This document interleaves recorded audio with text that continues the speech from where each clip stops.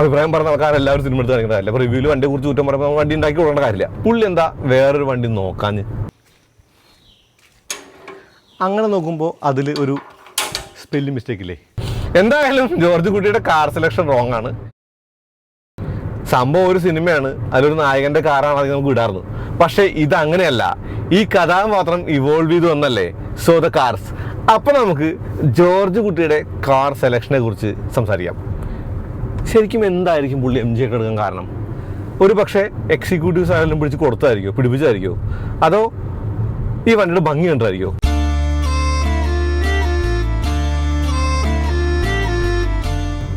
ഞാൻ സംസാരിക്കുന്നത് ദൃശ്യം 3യെ കുറിച്ചാണ്.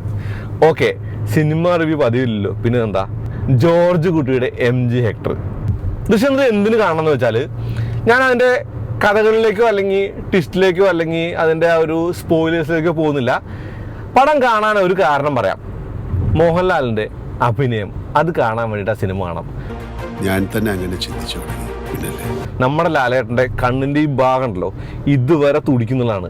അതുപോലെ പുള്ളിയുടെ മാനറിസങ്ങൾ, ഒരു ഗൃഹനാഥന് അനുഭവിക്കുന്ന സകലമാന ബുദ്ധിമുട്ടുകൾ അല്ലെങ്കിൽ ആ ഒരു ടെൻഷനും മാനസിക വ്യഥകളും എല്ലാം പുള്ളി അഭിനയിച്ച് ഫലിപ്പിച്ചേക്കുന്നത് നെക്സ്റ്റ് ലെവലാണ്.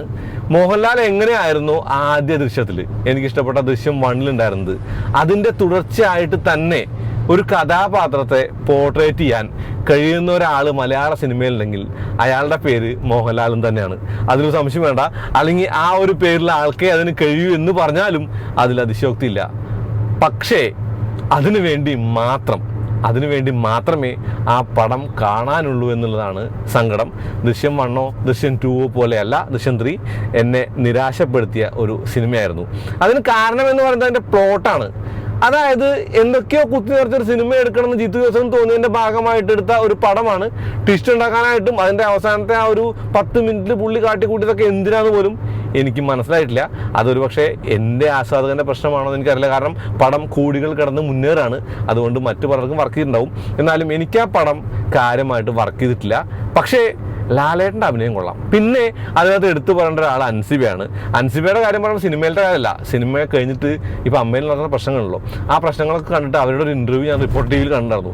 എത്ര ക്ലിയർ ആയിട്ടാണ്, എത്ര ക്ലാരിറ്റി ആയിട്ടാണ് ആ കുട്ടി സംസാരിക്കുന്നത്. ഓക്കെ, ഇനി നമുക്ക് കാര്യത്തിലേക്ക് പോകാമെന്ന് പറയുമ്പോൾ, ഈ സിനിമ എന്ന് പറയുന്നത് ഒരു ഫ്രാഞ്ചൈസി പടമാണ്. എന്ന് വെച്ചാൽ ദൃശ്യം 1, ദൃശ്യം 2, ദൃശ്യം 3. ദൃശ്യം 3-ലെത്തുമ്പോൾ ജോർജ് കുട്ടി എന്ന് പറഞ്ഞ മോഹൻലാലിൻ്റെ കഥാപാത്രം ഇവോൾവ് ചെയ്ത് പൂത്ത പണക്കാരനായിട്ട് മാറിയിട്ടുണ്ട്. കാരണം ഒരു വലിയ സിനിമ എടുക്കുന്നു, ആ സിനിമ ഹിറ്റാവുന്നു, ആണല്ലോ എൻ്റെ പ്രമേയം എന്ന് പറയുന്നത്. ഓക്കെ, അപ്പോൾ കോടീശ്വരനായ ഒരാളാണ്. അദ്ദേഹത്തിൻ്റെ ഒരു വണ്ടി സെലക്ഷൻ എന്ന് പറയുന്നത് അതും ഇവോൾവ് ആയെന്ന് കാണാം. മഹീന്ദ്ര ജീപ്പായിരുന്നു മുന്നുണ്ടായിരുന്നത്. ഒരു 4x4 ജീപ്പൊക്കെ ഒരു എസ്റ്റേറ്റൊക്കെ ഉള്ള ആളെന്ന് നിലയ്ക്ക്, എസ്റ്റേറ്റുള്ള ആളെന്ന് നിലയ്ക്ക്, റബ്ബർ വെട്ടാൻ പോകുന്ന ഒരാളെന്ന് നിലയ്ക്ക് ഒരു ജീപ്പിൻ്റെ ആവശ്യമുണ്ട്. ആ പടത്തിൽ തന്നെ ആ കുട്ടി കാറ് വാങ്ങണം, നമുക്ക് ഓടിയോ ചാടിയോ വാങ്ങാം എന്ന് പറയുമ്പോൾ വില കേൾക്കുമ്പോൾ അതൊന്നും വേണ്ട, നമുക്ക് മാരുതി 800 മതി എന്ന് പറയുന്ന ഒരു ഗൃഹനാഥനെ നിങ്ങൾ ഓർക്കുന്നുണ്ടാവും. നമുക്ക് ഓടി വാങ്ങാം. ദൃശ്യം അവസാനിക്കുന്നത് ജീപ്പ് എന്ന് പറയുന്നത് ഇവരുടെ ഒരു വണ്ടിയാണ് എന്നുള്ള നിലയ്ക്കൊക്കെയാണ്. സ്റ്റിൽ ജീപ്പ് ഉണ്ടെങ്കിലും ജോർജ് കുട്ടി എന്ന കഥാപാത്രത്തെ ആ പടത്തിൽ തന്നെ നമ്മൾ അടയാളപ്പെടുത്തിയാൽ അദ്ദേഹം ധ്യാനത്തിന് പോകുന്ന വണ്ടിയിലല്ല, ആളെ ബസ്സിലാണ് പോകുന്നത്. അപ്പോൾ ലാഭം നോക്കി ജീവിക്കുന്ന ഒരാളാണ്. അത് ചെറിയ ചെറിയ ബില്ലുകളും ചെറിയ ചെറിയ കാര്യങ്ങളൊക്കെ പറക്കി കൂട്ടി വെച്ച് എല്ലാം കണക്ക് കൂട്ടി ഓരോ മാസത്തെ ബഡ്ജറ്റ് നോക്കി ചിലവാക്കുന്ന ഒരാളെന്ന നിലയ്ക്കാണ് ജോർജ് കുട്ടിയുടെ കഥാപാത്രത്തെ ദൃശ്യത്തിൽ പോർട്രേറ്റ് ചെയ്തത്. അതുകൊണ്ട് തന്നെ ബസ് യാത്ര ഇഷ്ടപ്പെടുന്നു. ഇപ്പോൾ നമ്മുടെ നാട്ടിലൊക്കെ ആൾക്കാരുണ്ട്, തൃശ്ശൂർ പോകണമെങ്കിൽ വണ്ടി എടുക്കില്ല, സ്വന്തം വണ്ടി എടുത്ത് മാക്സിമം ചെറുതുരുത്തി വരെ പോകും, അല്ലെങ്കിൽ ഒരു 5 കിലോമീറ്റർ അത് കഴിഞ്ഞ് പോകുന്നൊക്കെ ബസ്സിലായിരിക്കും, അല്ലെങ്കിൽ എറണാകുളം പോകണമെങ്കിൽ ട്രെയിനിൽ പോകും. അങ്ങനത്തെ ആൾക്കാർ, ആ ഒരു കൈൻഡ് ഓഫ് ആളാണ് ജോർജ് കുട്ടി എന്നാണ് ദൃശ്യത്തിൽ നമുക്ക് തോന്നിയത്, അല്ലേ? പക്ഷേ ദൃശ്യം 2-ൽ കഥ മാറി. ഒരു തിയേറ്റർ ഉടമയായി, അദ്ദേഹത്തിന് വണ്ടി മാറണം. ഒബ്വിയസ്ലി അയാൾ വണ്ടി മാറ്റി എടുത്ത് ഏത് വണ്ടിയെന്ന് അറിയോ? ഫോർഡ് ഇക്കോസ്പോർട്ട് അല്ലേ? വണ്ടി ഡീസലാണ്, മൈലേജിലൊരു വണ്ടി വേണമെന്ന നിലയ്ക്കൊക്കെയാണ് പുള്ളി അത് മേടിച്ചത്. ഓക്കെ, എനിക്ക് തോന്നുന്നു നമുക്ക് തൊടുപുഴ അല്ലെങ്കിൽ ആ ഒരു ഭാഗത്തുള്ള ഫ്രണ്ട്സ് കുറേ ഉണ്ട്, അവരുടെ ഇഷ്ട വണ്ടികളിൽ ഒന്നെന്ന് പറയുന്നത് മാരുതി അല്ലെങ്കിൽ ഫോർഡ് അല്ലെങ്കിൽ ഹുണ്ടായൊക്കെയാണ്. ഓക്കെ, ആ ഒരു വണ്ടികളൊക്കെയാണ് അവർ ഉപയോഗിക്കുന്നത്. അങ്ങനെ ഇക്കോസ്പോർട്ട് വാങ്ങി ഉപയോഗിച്ചുകൊണ്ടിരുന്ന ഒരു മനുഷ്യനാണ് പിന്നീട് ദൃശ്യം 3-ലേക്ക് വരുമ്പോൾ ഒരു MG ഹെക്ടറിലേക്ക് എത്തി നിൽക്കുന്നത്. MG ഹെക്ടർ പെട്രോള്, അതെന്താ അങ്ങനെ? സെപ്റ്റംബർ 2021-ലാണ് ഫോർഡ് ഇന്ത്യ വിട്ടു പോകുന്നു എന്ന് അനൗൺസ് ചെയ്യുന്നത്. ഓക്കെ, അപ്പോൾ അതിന് മുന്നേ ഉള്ള മോഡലാണ്, അതായത് ലാസ്റ്റ് ഫോർഡിൻ്റെ ഇക്കോസ്പോർട്ട് ഇതല്ല. ഇത് കണ്ടാൽ നമുക്കറിയാം ഒരു ട്രെൻഡ് പ്ലസ് മോഡലാണ്, അലോയ് വീലൊന്നുമില്ല, സ്റ്റീൽ വീലിൻ്റെ മോഡൽ കപ്പെടുക്കുക. അപ്പോൾ പുള്ളി ഒരു സെക്കൻഡ് ഹാൻഡ് വണ്ടി വാങ്ങിയതാണെന്ന് വേണമെങ്കിൽ പറയാം, അല്ലെങ്കിൽ ഫോർഡ് എക്കോസ്പോർട്ട് വാങ്ങിയിട്ട് കുറച്ച് വർഷമായിട്ട് പുള്ളി യൂസ് ചെയ്യുന്നതെന്നും പറയാം. അത് കഴിഞ്ഞ് ഈ വണ്ടി മാറ്റാനൊരു കാരണം ഫോർഡ് ഇന്ത്യ വിട്ടുപോയതാണ് എന്നും വേണമെങ്കിൽ പറയാം. പുള്ളി എന്താ വേറൊരു വണ്ടി നോക്കാഞ്ഞ്? അങ്ങനെ നോക്കുമ്പോൾ അതിൽ ഒരു സ്പെല്ലിംഗ് മിസ്റ്റേക്ക് ഇല്ലേ, അസ്വാഭാവികത ഇല്ലേ? ഓക്കെ, ഈ ഇക്കോസ്പോർട്ടിനെ കുറിച്ച് തന്നെ ഒരു ചെറിയ കോൺട്രവേഴ്സി പണ്ട് നമുക്ക് കേട്ടിട്ടുണ്ട്. ആ ഒരു ദൃശ്യം 2 ഇറങ്ങിയ സമയത്ത് അതൊരു ഹോണ്ട ഡിയോയുടെ നമ്പറാണെന്നും ആ വണ്ടി ആളുകൾ അടിയോടെ സൈറ്റിലൊക്കെ സെർച്ച് ചെയ്തിട്ട് ഹോണ്ട ഡിയോയുടെ വണ്ടി ജോർജ് കുട്ടി ഇക്കോസ്പോർട്ടിന് ഇട്ടു, അതും ഒരു ബ്രില്യൻ മൂവാണ്, കബളിപ്പിക്കാനാണ്, അത് പോലീസിനെ കബളിപ്പിക്കാനാണെന്നൊക്കെ പറഞ്ഞിട്ടൊരു സംഭവം നമ്മൾ കണ്ടിട്ടുണ്ടോ, ഒരു തമാശ. പക്ഷേ ദൃശ്യം 3ലേക്ക് വരുമ്പോൾ ഇയാൾ വാങ്ങിയത് ഒരു MG ഹെക്ടറാണ്.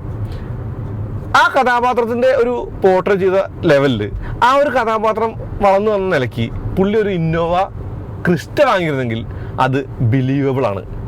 അല്ലെങ്കിൽ വാങ്ങാൻ പറ്റിയ വണ്ടിയാണിത്, the Hyundai Creta. Okay, Hyundai ക്രെറ്റയ്ക്ക് എന്താ പ്രത്യേകത? ഹുണ്ടായി ക്രെറ്റ എന്ന് പറയുന്നത് അത്യാവശ്യം നന്നായി വിൽക്കുന്ന ഒരു വണ്ടിയാണ്. ഇതിന് പല മോഡലുകളുണ്ട്. പെട്രോൾ ഉണ്ട്, ഡീസൽ ഉണ്ട്, ടർബോ പെട്രോൾ ഉണ്ട്, IVT ഉണ്ട്, DCT ഉണ്ട്. ഇത് DCT ആണ്, 7 സ്പീഡ് DCT ആണ്. ഈ വണ്ടിയൊക്കെ വാങ്ങുമ്പോൾ ഉള്ള ഗുണം എന്ന് പറഞ്ഞാൽ ഇതിപ്പോൾ 2-2.5 വർഷം ആയിട്ടുള്ള വണ്ടിയാണ്. ഈ വണ്ടി ഇന്നും ടൈറ്റ് എന്ന് പറയുമ്പോൾ ഇതിനകത്ത് വലിയ റാറ്റ്ലിങ്ങേ ഇല്ല, ലഹളകളില്ല. This is driving like a new car. അതായത് ഒരു പുതിയ കാർ ഓടിക്കുന്ന പോലെ തന്നെയാണ് ഈ വണ്ടി ഓടിച്ചുകൊണ്ടിരിക്കുന്നത്. ഇതാണ് ഇങ്ങനത്തെ വണ്ടികൾ നമ്മുടെ കൈ കിട്ടിയുള്ള ഗുണം. അതായത് 2-2.5 വർഷം കഴിഞ്ഞിട്ട് നമുക്ക് ലോങ് ടൈമറായിട്ട് വണ്ടി കിട്ടുമ്പോൾ ഈ വണ്ടിയുടെ അന്നത്തെ അബ്യൂസ് വന്ന കാര്യങ്ങളൊക്കെ കഴിഞ്ഞിട്ട് കിട്ടുക. പല വണ്ടികളും നമുക്ക് കിട്ടുമ്പോൾ വണ്ടി ഒറ്റ മനസ്സിലാവും ഇത് നശിപ്പിച്ചേക്കുന്നു എന്നുള്ളത്. എന്നാൽ ഈ ക്രെറ്റയ്ക്ക് നശിപ്പിച്ചേക്കുന്നു എന്ന ഫീല് അവിടെ ഇവിടെ നോക്കിയാൽ നമുക്ക് തോന്നുമെന്നുള്ള ഉറപ്പാണ്. പക്ഷേ ഓടിക്കുമ്പോൾ നമുക്ക് അങ്ങനെ വിഷയമേ ഇല്ല. കാരണം ഇത് ഒരു പുതിയ വണ്ടി എങ്ങനെ വരുന്നോ ആ ഒരു ഫീലാണ് എനിക്ക് ഓടിക്കുമ്പോൾ കിട്ടുന്നത്. ഞാൻ വെറുതെ പറയുന്നതല്ല, അതിശക്തിയൊന്നുമില്ല. ഈ സ്റ്റിയറിംഗിന്റെ മുകളിൽ ഈ ഒരു തൊലി മുഴുവൻ പോയിട്ടുണ്ട്. ഓക്കെ, പിന്നെ അവിടെ ഇവിടെയൊക്കെ ചെറിയ സ്ക്രാച്ചുകളുണ്ട്. ഓക്കെ, ടയറിന്റെ ലൈഫ് തീർന്നിട്ടുണ്ട്. കാരണം 28,000 കിലോമീറ്റർ ഓടിയ വണ്ടിയാണിത്. ആ ടയറിന്റെ ലൈഫ് തീരാറായിട്ടുണ്ട്. ഓക്കെ, ഇത്രയും കാര്യങ്ങൾ മാറ്റി നിർത്തിയാൽ DC ചെറുക്കിടയ്ക്കൊന്ന് ഫീൽ ചെയ്തു. ഓക്കെ, അതുമുണ്ട്. അത്രയും കാര്യങ്ങൾ മാറ്റി നിർത്തിയാൽ ഇത് ഒരു നല്ല വണ്ടിയായിട്ട് തോന്നി. ഇപ്പോൾ നമുക്ക് എപ്പോഴും പറ്റുന്ന പ്രശ്നം എന്താ, നമ്മൾ പുതിയ വണ്ടി മേടിക്കും, കുറേ കാലം യൂസ് ചെയ്യും, അത് യൂസ് ചെയ്ത് 2-3 വർഷം ആകുമ്പോൾ അതിൻ്റെ പരിപ്പിളകും, അത് ലോങ്ങിവിറ്റി ഇല്ലാത്ത വണ്ടിയാണെന്ന് മനസ്സിലാവും. കാരണം നമ്മൾ ചെയ്യുന്ന വീഡിയോസ് ചെയ്യുന്നതൊക്കെയും വണ്ടികളെ കുറിച്ച് പറയുന്നതൊക്കെയും ആ ഒരു ടെസ്റ്റ് ഡ്രൈവിലും അല്ലെങ്കിൽ മീഡിയ ഡ്രൈവിലും അല്ലെങ്കിൽ ഒരു ഡീലർഷിപ്പ് നേരത്തെ ടെസ്റ്റ് വണ്ടി കൊണ്ടാണ്. ഇതുപോലെ 2-2.5 വർഷം പഴക്കമുള്ള വണ്ടിയൊക്കെ എടുത്ത് ഓടിക്കുന്നത് വളരെ കുറവാണ്. അതുകൊണ്ട് തന്നെ ഈ വണ്ടിക്ക് നല്ല കാലപ്പഴക്കം ഉണ്ട് എന്നുള്ളത് ഇത് ഇത്രയും കാലമായാലും ഇതിൽ കൂടുതലൊന്നും സംഭവിക്കില്ല എന്നുകൂടി മനസ്സിലാക്കാൻ പറ്റിയ ഒരു എക്സാമ്പിളാണ് എന്ന് പറയാം. അതാണ് ഈ വീഡിയോയുടെ ഈ ഒരു ക്രെറ്റയുടെ കാര്യം ഞാൻ പറയാൻ കാരണം. അപ്പോൾ ക്രെറ്റ വാങ്ങിയാൽ ജോർജ് കുട്ടിക്ക് 5-6 വർഷമൊക്കെ യൂസ് ചെയ്യാം, വേണ്ട 8-10 വർഷം യൂസ് ചെയ്യാം, എന്നാലും ഒന്നും വരാനില്ല. പിന്നെ ഇത് ഓടിക്കാൻ ഭയങ്കര രസമാണ്. ഇപ്പോൾ MG ഹെക്ടറിന് ഫണ്ടില്ലേ, ആ വണ്ടി എന്ന് പറയുന്നത് ടർബോ പെട്രോൾ തന്നെയാണ്. പക്ഷെ അതിൻ്റെ കൂടെ ഉള്ളത് CVT ആണ്. ഈ പറഞ്ഞേ MG ഹെക്ടർ മോശം വണ്ടിയാണെന്നല്ല കേട്ടോ. ഇപ്പോൾ ഒരു കുടുംബനാഥൻ എന്ന നിലയ്ക്ക് നല്ല റൈഡ് കംഫർട്ട് ഉള്ള 4 പേർക്ക് സുഖമായിട്ടിരുന്ന് യാത്രയാവും. അതായത് MG ഹെക്ടർ പ്ലസ് ആണെങ്കിൽ അത് 6 സീറ്റർ, അപ്പോൾ 2 സീറ്റർ ക്യാപ്റ്റൻ സീറ്റൊക്കെ നടക്കുന്നുണ്ട്. അത് ഓടിക്കുമ്പോൾ അറിയാം. അതിൻ്റെ ഏറ്റവും വലിയ കുഴപ്പം എന്ന് പറയുന്നത് ഫ്യൂവൽ എഫിഷ്യൻസി ഇല്ലായ്മയാണ്. എനിക്ക് തോന്നുന്നില്ല ജോർജ് കുട്ടി ഒരു 5 കിലോമീറ്റർ ടു 7 കിലോമീറ്റർ മൈലേജ് കിട്ടുന്ന വണ്ടി കൊണ്ട് ഓടിച്ചുകൊണ്ട് നടക്കുമെന്നുള്ളത്. അതായത് അദ്ദേഹത്തിൻ്റെ ഹിസ്റ്ററി പരിശോധിച്ചാൽ അറിയാം. അയാൾ കാശ് വളരെ സൂക്ഷിച്ച് ചിലവാക്കുന്ന ഒരാളാണ്. അങ്ങനെയുള്ള ആൾ പെട്രോൾ അടിക്കാൻ വേണ്ടി മാത്രം ഇഷ്ടംപോലെ കാശ് ചിലവാക്കുമോ? ജിമ്നി വാങ്ങാൻ ചാൻസ് ഉണ്ടോ? ജിമ്നി ഫാമിലിക്ക് പറ്റില്ലല്ലോ. അല്ലെങ്കിൽ പിന്നെ ക്രെറ്റ വാങ്ങണം. പക്ഷേ അദ്ദേഹം മേടിച്ചത് MG ഹെക്ടറാണ്. അത് ജീത്തു ജോസഫിൻ്റെ കാർ സെലക്ഷനിൽ പറ്റിയ ഒരു പിഴവാണ് എന്നെനിക്ക് പറയേണ്ടി വരും. ഈ പടത്തിലെ പല പിഴവുകളിൽ ഒന്നെന്ന് പറയുന്നത് ആ വണ്ടി സെലക്ഷൻ കൂടെയാണ്. ഓക്കെ, അപ്പോൾ MG ഹെക്ടറിൻ്റെ ഓഡിയൻസ് ആരൊക്കെ? MG ഹെക്ടറിൻ്റെ ഓഡിയൻസ് എന്ന് പറയുന്നത് ആ വണ്ടിയുടെ ബൾക്കിനെസ്സും ആ വണ്ടിയുടെ ലുക്കും കണ്ട് അത് ഇഷ്ടപ്പെട്ട് വാങ്ങുന്ന ആൾക്കാരാണ്. ഇത്രയും പറഞ്ഞത് ഇത്രയും കണ്ട ആൾക്കാർക്ക് പടത്തെക്കുറിച്ചുള്ള എൻ്റെ അഭിപ്രായം കുറച്ചും കൂടി കേൾക്കാനുള്ള ഒരു കാര്യമുണ്ട്. ഈ പടത്തിൽ ലോജിക്കില്ലായ്മയുടെ അയ്യൊരു കളിയാണ്. ഫോർ എക്സാമ്പിൾ, ജോർജ് കുട്ടി ആരാ? ജോർജ് കുട്ടി ഒരു തിയേറ്റർ ഉടമയാണ്. പല സിനിമകളും കണ്ട് സിനിമകളിലെ ഇൻസ്പിറേഷനുള്ള ആൾ. പുള്ളി സിനിമ കണ്ട് പല സിനിമകളുടെയും കാര്യങ്ങൾ വെച്ചിട്ടാണ് ഫസ്റ്റ് ദൃശ്യത്തിൽ രക്ഷപ്പെട്ടു പോകുന്നത്. രണ്ടാമത്തെ ദൃശ്യത്തിൽ അങ്ങനെ തന്നെ പുള്ളി പ്ലാൻ ചെയ്ത് ആ സ്റ്റൂഡൊക്കെ മാറ്റി. ഓക്കെ, ആ കഥയൊന്നും പറഞ്ഞാൽ സ്പോയിലർ അല്ല, കാരണം എല്ലാവർക്കും അറിയാം. പക്ഷേ മൂന്നാമത്തേലേക്ക് വരുമ്പോൾ ഇവർ ഈ സിനിമയിൽ ഉപേക്ഷിച്ചേക്കുന്ന ഒരു സാധനം CCTV ആണ്. CCTVയുടെ യൂസ് കംപ്ലീറ്റ്ലി ഉപേക്ഷിച്ചു എന്നുള്ളത് ബ്രില്യൻസ് അല്ല, അത് നാട്ടുകാരെ പറ്റിക്കാനുള്ള സെറ്റപ്പാണ്. ഒരു ഡോക്ടറെ ആക്രമിക്കാൻ വേണ്ട സീനുണ്ട്. ഓക്കെ, അതൊരു സ്പോയിലർ അല്ല. ആ സീനിൽ ആ ഡോക്ടർക്ക് വീട്ടിൽ CCTV ഉണ്ടായിരുന്നെങ്കിൽ, ഡോക്ടറാണ്, വീട്ടിൽ കൺസൾട്ട് ചെയ്യുന്ന ഡോക്ടറാണ്, പുള്ളിക്കാരത്തേക്ക് ഉറപ്പായിട്ടും ഒരു CCTV വെക്കേണ്ട സാഹചര്യമുണ്ട്. അത് വെച്ചില്ല. അതുകൊണ്ട് ആളെ മനസ്സിലാക്കാൻ ബുദ്ധിമുട്ടായി, കേസ് കൊടുക്കാൻ പറ്റിയില്ല. പിന്നെ രണ്ടാമത്തെ സിനിമയിൽ മൊബൈൽ വെച്ചിട്ട് നമ്മുടെ തിയേറ്ററിൻ്റെ CCTV നോക്കിയിട്ട് പോലീസ് സ്റ്റേഷനിൽ എന്ത് നടക്കുന്നു, ആരൊക്കെ വരുന്നു, എന്തൊക്കെ വരുന്നു ഒക്കെ സ്ഥിരമായിട്ട് നിരീക്ഷിച്ചു കൊണ്ടിരുന്ന ഒരാളാണ് അദ്ദേഹം. ഈ പടത്തിൽ CCTV യൂസ് ചെയ്തിട്ടേ ഇല്ല. അത് കോമഡി ആയിട്ട് തോന്നി. പിന്നെ അടുത്ത CCTV ക്ലൈമാക്സാണ്. ആ പോലീസുകാർ മണ്ടന്മാരാ. അതല്ലെങ്കിൽ ജസ്റ്റ് അവർക്ക് ആ CCTV നോക്കിയാൽ പോരെ, ഇയാൾ എന്തൊക്കെ കാണിച്ചു എന്ന് പറയാനായിട്ട്. ഓക്കെ, അപ്പോൾ നമുക്ക് പറയാം വില്ലന്മാർ CCTV വേണ്ട പറഞ്ഞു, കാരണം വില്ലന്മാർക്ക് ഫേവർ ചെയ്യാനായിട്ട്. അപ്പോൾ തന്നെ പുള്ളിക്കാരൻ്റെ വലിയ ബുദ്ധിമാനാണ്. പുള്ളിക്കാരൻ റിസോർട്ട് പോയിട്ട് ബുക്ക് ചെയ്യുമോ? അതായത് CCTV ഇല്ലാത്ത ഒരു ചാത്തൻ റിസോർട്ട് ഒരു കാട്ടിൽ പോയിട്ട് ബുക്ക് ചെയ്യുമോ? എനിക്ക് തോന്നുന്നില്ല. അതും അതിനകത്തുള്ള മണ്ടത്തരാണ്, അല്ലെങ്കിൽ അതിനകത്തുള്ള ലോജിക്കില്ലായ്മയാണ്. പിന്നെ എനിക്ക് തോന്നിയ കാരണം അത് ലോജിക്കില്ലായ്മ വയ്യരുകല്ലേ. അതിനകത്ത് കുറിച്ച് പറഞ്ഞാൽ എല്ലാം സ്പോയിലറാണ്, അതുകൊണ്ട് ഞാൻ ഒന്നും പറയുന്നില്ല. പിന്നെ ചുണ്ടപ്പൂട്ട് കണ്ണ് ചോർത്തി കുഞ്ഞിക്കൂനലിലെ സായികുമാറിനെ പോലെ ഒരാളുണ്ട്. അയാളുടെ വേഷം കോമഡിയാണ്. ഒരു ചേച്ചി അതിനകത്തുണ്ട്. ചേച്ചി പലപ്പോഴും പല സ്ഥലത്ത് ചേച്ചി കണ്ടിട്ടുണ്ട്. പക്ഷേ ചേച്ചി പിന്നീട് ബക്കറ്റുമായിട്ട് എവിടേക്ക് പോയി. എനിക്ക് തോന്നുന്നത് വല്ല തെങ്ങ് നനക്കാനൊക്കെ ആയിരിക്കും, അല്ലാണ്ട് ബക്കറ്റ് കൊണ്ട് അവിടെ പോകാം. ഓക്കെ, പിന്നെ സംവിധായകൻ്റെ ബുദ്ധി എന്ന് പറയുന്നത് നമ്മൾ ആസിഫലിൻ്റെ പടത്തിൽ കണ്ടതാണ്. ഓക്കെ, സംവിധായകൻ എനിക്ക് തോന്നുന്നു ആ സംവിധായകൻ്റെ പടങ്ങളിൽ ഏറ്റവും നല്ല പടമായിട്ട് എനിക്ക് തോന്നുന്നത് ഒന്ന് മെമ്മറീസ് ആണ്, ഒന്ന് ദൃശ്യമാണ്. ഓക്കെ, ദൃശ്യം 2 എന്ന് പറയുന്നത് ഒരു OTT ആയിരുന്നുകൊണ്ടും അന്നത്തെ കാലഘട്ടത്തിൽ സാഹചര്യത്തിൽ അവർ കഷ്ടപ്പെട്ട് പടം എടുത്തുകൊണ്ടും അതിനകത്ത് നമുക്ക് കുറ്റങ്ങളൊന്നും പറയാനില്ല, കാരണം ആ പടം കണ്ടിരിക്കാൻ നമുക്ക് ഒരുപാട് കാരണങ്ങളുണ്ട്. പക്ഷേ ദൃശ്യം 3 വരുമ്പോൾ അങ്ങനെയല്ല. ഇതിൻ്റെ ക്യാമറ വർക്ക് പോരാന്ന് പറയുമ്പോൾ നമ്മൾ ക്യാമറൈസായിട്ട് ഉപയോഗിക്കുന്ന ആൾക്കാർ, നമ്മൾ എഡിറ്റ് ചെയ്യുന്ന ആൾക്കാരാണ്. അപ്പോൾ നമുക്കറിയാം ഒരു ക്രൂ, അതായത് ഞാൻ എപ്പോഴും പറയുന്നുണ്ട്, ഒരു സംവിധായകനായിട്ടാണ് ഞാൻ വർക്ക് ചെയ്യുന്നതെങ്കിൽ എനിക്ക് ഭയങ്കരമായിട്ട് ഫ്രീഡം ഉണ്ട്. എനിക്കിപ്പോൾ ഈ കണ്ടെയ്നർ റോഡിൽ ഈ റോഡ് ക്രോസ് ചെയ്യാനായിട്ട് ഒരാളോട് പറയണം ക്രോസ് ചെയ്യണം, അല്ലെങ്കിൽ ക്രോസ് ചെയ്യണം, എന്നിട്ട് എനിക്ക് 2 വണ്ടി അങ്ങോട്ടും ഇങ്ങോട്ടും ഇടിക്കുന്ന സീൻ വേണമെന്ന് പറയുകയാണെങ്കിൽ എനിക്ക് പറഞ്ഞാൽ മതി, എൻ്റെ പ്രൊഡ്യൂസർ എനിക്ക് നടത്തി തരും. പക്ഷേ നമ്മൾ വണ്ടിപ്രാന്തൻ്റെ വണ്ടികൾ വീഡിയോ ഉണ്ടാക്കുമ്പോൾ കാണില്ല. നമ്മൾ ആർട്ടികളെ നോക്കണം, ആൾക്കാരെ നോക്കണം, റണ്ണിംഗ് ഷോട്ട് എടുക്കുമ്പോൾ അതിൻ്റെ ഇടയ്ക്കൂടെ കയറി വരുന്ന ബൈക്കാരെ നോക്കണം, ആരോടൊന്നും പറയാൻ പറ്റില്ല. നമുക്ക് ഫ്രീഡം കുറവാണ്. അപ്പോൾ ഇവർക്ക് ഇത്രയും കാശിലാക്കി ഇത്രയും ഫ്രീഡമായിട്ട് എടുക്കുമ്പോൾ അത് വൃത്തിയായിട്ട് എടുക്കാതിരിക്കാൻ എന്താ കാരണം എന്ന് നമുക്ക് പലപ്പോഴും തോന്നാറുണ്ട്. അപ്പോൾ നിങ്ങൾക്ക് തോന്നാം നിങ്ങൾ അങ്ങനെ ഒരു സിനിമ എടുത്ത് കാണിക്കുന്നത്. പക്ഷേ അത് ലോജിക്കില്ലായ്മയാണ്. കാരണം അഭിപ്രായം പറഞ്ഞ ആൾക്കാരെല്ലാവരും സിനിമ എടുത്ത് കാണിക്കുന്ന കാര്യമില്ല. അപ്പോൾ റിവ്യൂവിൽ വണ്ടിയെ കുറിച്ച് കുറ്റം പറയുമ്പോൾ വണ്ടി ഉണ്ടാക്കി കൊടുക്കേണ്ട കാര്യമില്ല, നമ്മൾ വണ്ടി ഓടിച്ച് നോക്കി മനസ്സിലാക്കിയാൽ മതി. അതുകൊണ്ട് കണ്ട കാര്യങ്ങൾ പറയാം, അത് കുഴപ്പമൊന്നുമില്ല. അപ്പോൾ ഇത്രയും ഒക്കെ ഫ്രീഡം ഉണ്ടായിട്ട് ആന്റണി പെരുമ്പാവൂരിനെ പോലെ ഒരു വലിയ ഒരു പ്രൊഡ്യൂസർ, കാശ് എത്ര വേണമെങ്കിൽ ചിലവാക്കാൻ തയ്യാറായിട്ടുള്ള ഒരു പ്രൊഡ്യൂസറെ കിട്ടിയിട്ടും എന്തുകൊണ്ടാണ് ഈ പടത്തിന് ക്യാമറയ്ക്ക് ഒരു ഇത്തിരി പ്രശ്നങ്ങൾ ഉണ്ടായതെന്നും ആ ഡ്രോൺ ഷോട്ടൊക്കെ കോമഡിയാണ്, അങ്ങനത്തെ കാര്യങ്ങളൊക്കെ എനിക്ക് മനസ്സിലായിട്ടില്ല. പക്ഷേ ഇത് ആൾക്കാർ കാണും, കാരണം ജോർജ് കുട്ടിയോട് നമുക്ക് ചില്ലറ ഒരു കണക്ഷൻ അല്ല. കാരണം ജോർജ് കുട്ടി നമ്മുടെ ജീവിതത്തിൽ കാലങ്ങളായിട്ട് വർഷങ്ങളായിട്ടുണ്ട്. അപ്പോൾ ജോർജ് കുട്ടിയെ കാണാനായിട്ട് നമ്മൾ പോവും. പിന്നെ ജോർജ് കുട്ടിയെ കാണാനായിട്ട് പോയാൽ നഷ്ടമില്ല, കാരണം മോഹൻലാലിൻ്റെ ആ അഭിനയം എന്ന് പറയുന്നത് എൻ്റെ അമ്മേ ഇപ്പോൾ തന്നെ ഉണ്ടോ ഗൂസ് ബംസ്. ഓക്കെ, ഇനി ഞാനൊരു മോഹൻലാൽ ആരാധകനായോണ്ടാവും, ചിലപ്പോൾ അങ്ങനെ ആവാട്ടോ. ഇനി പുള്ളി എന്തുകൊണ്ടായിരിക്കും മഹീന്ദ്ര ജീപ്പ് പോയിട്ട് അന്നത്തെ കാലത്ത് പുള്ളി ഇക്കോ സ്പോർട്ട് വാങ്ങിയത്? എനിക്ക് തോന്നുന്നു ഫോർഡ് ഇന്ത്യയിലില്ലല്ലോ. ഫോർഡ് ഇന്ത്യ വിട്ട് പോയപ്പോൾ ചീപ്പായിട്ട് കിട്ടുന്ന വണ്ടികളിലൊന്നും ഇക്കോ സ്പോർട്ടാണെന്ന് പുള്ളിയോട് ആരും പറഞ്ഞിട്ടുണ്ടാവും. കാരണം പുള്ളി എല്ലാം കാര്യങ്ങളും ചോദിച്ച് മനസ്സിലാക്കി ചെയ്യുന്നുണ്ടാണല്ലോ. അങ്ങനെ ചെയ്തു. പുള്ളി ആ വണ്ടി കുറേ കാലം ഉപയോഗിച്ചു, ഡീസൽ വണ്ടിയല്ലേ ഉപയോഗിച്ചു. അത് കൊടുത്തപ്പോൾ എനിക്ക് തോന്നുന്നു MGക്കാർ നല്ല എക്സ്ചേഞ്ച് പ്രൈസ് കൊടുത്തു കാണും. അതുകൊണ്ടായിരിക്കും പുള്ളി പോയിട്ട് MG ഹെക്ടർ എടുത്ത്, അല്ലാണ്ട് റീസൺ എനിക്ക് കാണില്ല. പിന്നെ പുള്ളിക്ക് മൈലേജിനെ കുറിച്ച് അറിയണമല്ലോ, കാരണം പുള്ളി വണ്ടിപ്രാന്തൻ്റെ വീഡിയോ കാണാൻ ചാൻസ് കുറവാണ്, അതുകൊണ്ടായിരിക്കും. അതല്ലെങ്കിൽ പുള്ളി എന്തായാലും ക്രെറ്റ വാങ്ങിയനെ അല്ലേ, അല്ലെങ്കിൽ ക്രിസ്റ്റ വാങ്ങിയനെ, അതല്ലെങ്കിൽ ഏതെങ്കിലും വണ്ടി വാങ്ങിയനെ വേറെ. അതായത് ലുക്കിന് ആയിട്ടാണ് MG ഹെക്ടർ വാങ്ങിയെന്ന് പറയാൻ വിശ്വസിക്കില്ല, പെർഫോമൻസിനാണെന്ന് പറഞ്ഞാലും വിശ്വസിക്കാൻ പറ്റില്ല, മൈലേജ് ആണില്ല. ഓക്കെ, വേണ്ട.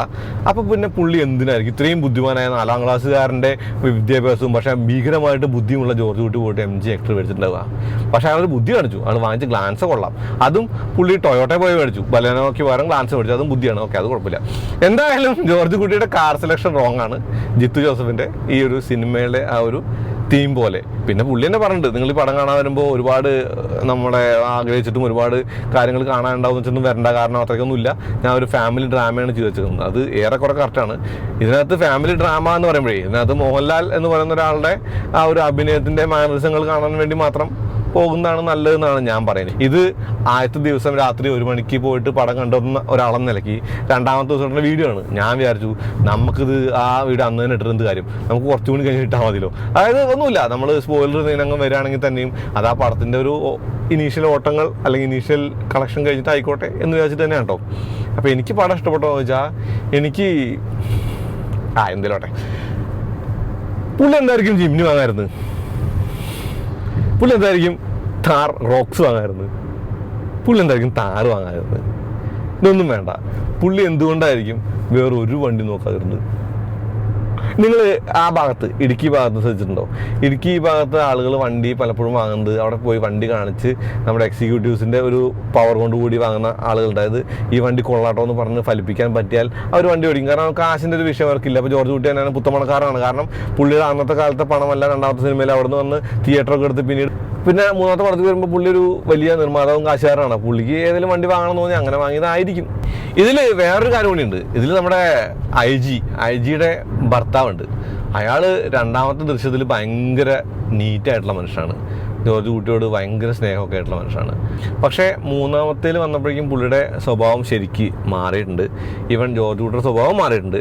ദൃശ്യം എന്ന പടത്തിൻ്റെ ഹോൾ പോയിന്റ് എന്ന് പറയുന്നത് അയാളുടെ ഫാമിലിനെ സംരക്ഷിച്ച് അയാളെയും സംരക്ഷിച്ച് ജീവിക്കുന്നതാണ്.